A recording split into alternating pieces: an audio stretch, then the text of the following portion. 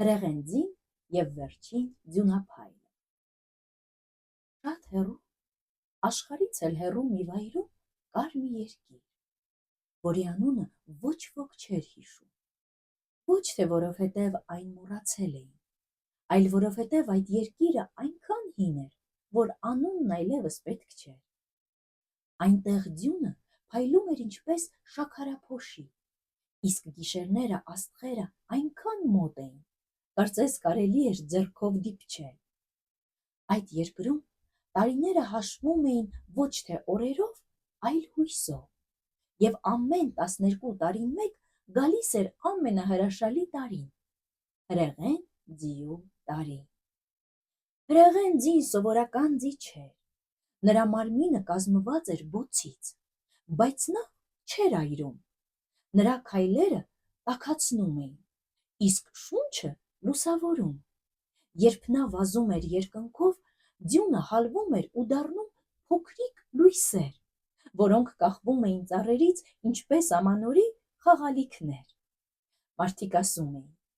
երբ հրեղեն ձին գալիս է, աշխարհը հիշում է, թե ինչպես պետք է ուրախանալ։ Բայց մի օր նա չեկավ։ Ձմեռը երկարեց։ Մարդիկ քիչ էին ժպտում, և կրակը շատերի սրտերում փչացել էր։ Մի ձյունապատ գյուղում ապրում էր մի աղջիկ, Արիսա անունով։ Նա սիրում էր ձմեռը, բայց ամենաշատը սիրում էր նայել երկնքին։ Դու ինչի՞ ես միշտ սպասում, հարցնում էին մեծերը։ Արիսան ժպտում էր։ Նա սպասում էր հրեղեն ձիուն։ Մայրը մի օր նրան պատմել էր. եթե մարդիկ հավատան, կրակը երբեք չի մարի։ Այդ խոսքերից հետո Արիսան հավատում էր ոչ միայն հրեղեն ձիուն, այլ նաև այն փոքրիկ ջերմությանը, որ զգում էր իր կրծքի մեջ։ Ամանորի նախօրեին Արիսան դուրս եկավ անտառ։ Ձյունը փայլում էր անսովոր կերպով, երբ հանկարծ լսվեց մի մեղմ ձայն. «Արի իմ հետևից»։ Նրա առաջ հայտնվեց փոքրիկ հրեղեն էակ, մոմի բոցի պես պայծառ։ «Ես Լումենն եմ», ասաց նա, «ես պահպանում եմ մարդկանց լույսը, բայց հիմա այն փչացել է»։ Արիսան համարձակ ասաց. «Ես կարող եմ օգնել քեզ»։ Եվ նրանք սկսեցին քայլել գյուղով մեկ։ Արիսան իր բարի խոսքերով,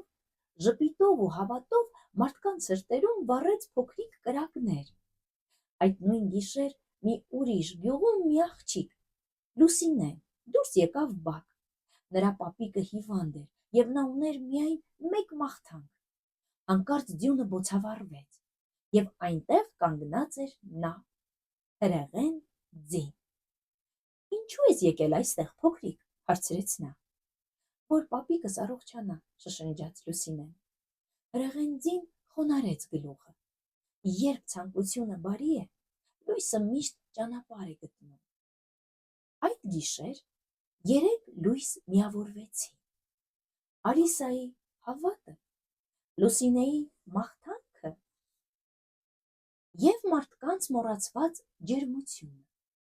Հրեղեն ձին բարձրացավ երկինք։ Ձյունը սկսվեց փայլել ավելի ուժեղ, քան երբևէ։ Առավոտյան աշխարհը դեռ ձյունապատ էր, բայց այլևս սառը չէր։ Մարդիկ ժպտում էին, և ամեն երեխա գիտեր. եթե սրտումդ մի փոքրիկ կրակ պահես, աշխարհի լույսը երբեք չի մարի։ Այսքանը, կհանդիպենք հաջորդ անգամ։ Իսկ դուք մի մոռացեք բաժանորդագրվել մեր